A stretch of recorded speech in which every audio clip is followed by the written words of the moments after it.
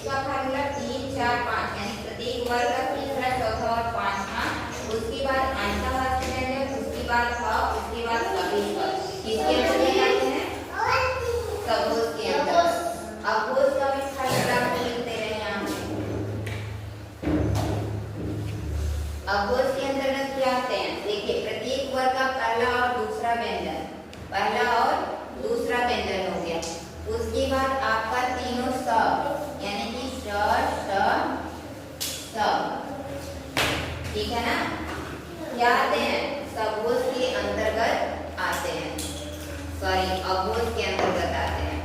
प्रत्येक वर्ग का पहला दूसरा अक्षर और तीनों स। आ रहा समझ में ना?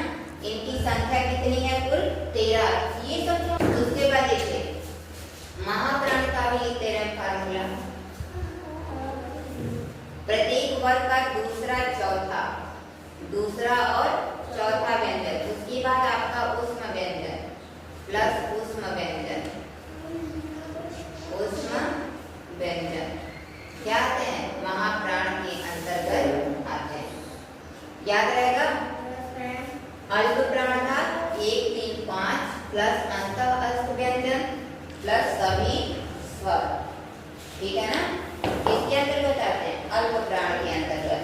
महाप्राण के अंतर्गत प्रत्येक वर्ग का दूसरा और चौथा व्यंजन प्लस ऊष्म व्यंजन किसके अंतर्गत आता है? महाप्राण के अंतर्गत आता है।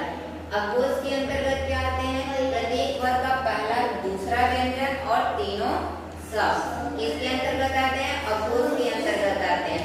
सबोध के अंतर्गत प्रत्येक वर्ग का तीसरा चौथा और पांचवा व्यंजन प्लस अंतः अस्त व्यंजन, उसके बाद ह बच रहा है वो और सभी स्वर किसके अंतर्गत आते हैं? सबोध के अंतर्गत आते हैं। कितना क्लियर हो गया? तो बस फार्मूला पे ध्यान दीजिएगा। और ये आपका वर्ग, वर्ग तो सबको पता है, याद हो गया है, याद